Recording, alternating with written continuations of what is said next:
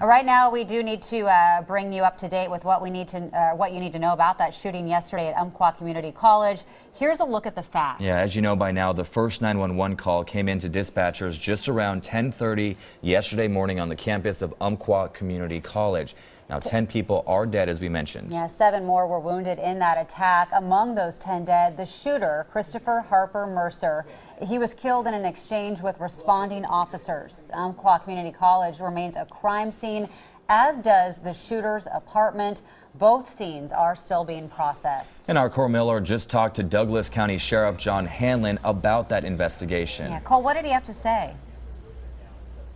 Well, Jenny, Chris, good morning. Well, we talked with Douglas County Sheriff John Hanlon here at the Roseburg Public Safety Center. This is in downtown Roseburg, about 7.5 miles south of Umpqua Community College, where, as you mentioned, this tragedy unfolded early yesterday morning. Now, we had a chance to talk with him. Now, yesterday we told you that he said the focus was going to be on the victims and their families. They assigned a deputy to work with each family affected in this. I asked him if they had much dialogue with those families or those deputies as of this morning. He said they haven't.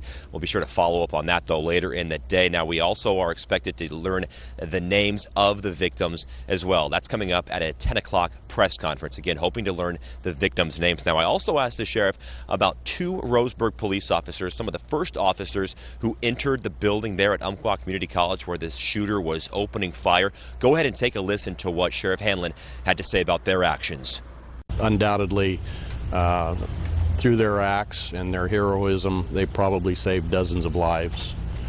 They were 2 Roseburg police officers that were the initial 2 to get to the scene. As they approached the building where the gunman was, he fired upon them, and there was an exchange of gunfire.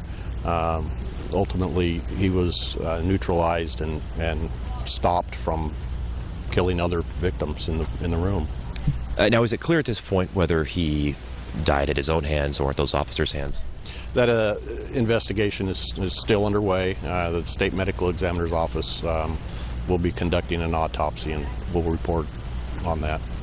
Obviously very early this morning. What can you tell us about the investigation on the campus? Have you learned anything overnight there at the campus?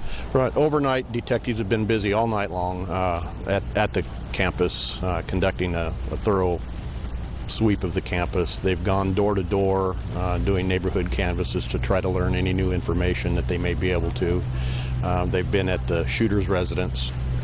And as a result, they've located a number of firearms, which we will be reporting on later today, more specifics, specifically the number and types of firearms.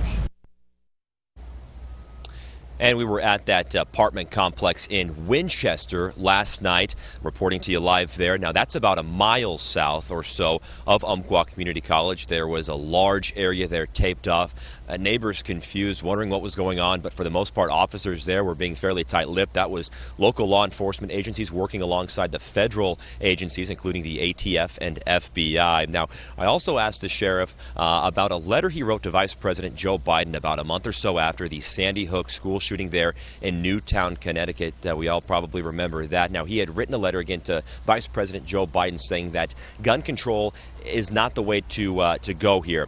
He said that any kind of infringement or actions against the Second Amendment isn't the way to handle this. I asked him if he still believed that that was the correct stance, or if he still held that opinion, and he said he didn't necessarily answer that. He more or less shifted the focus to the families and the victims here. Now, he did mention, though, that this is a strong community, a tight-knit community that will overcome this tragedy. And again, we're expecting a 10 o'clock press conference here at the Roseburg Public Safety Center. We'll bring you all that on air and online.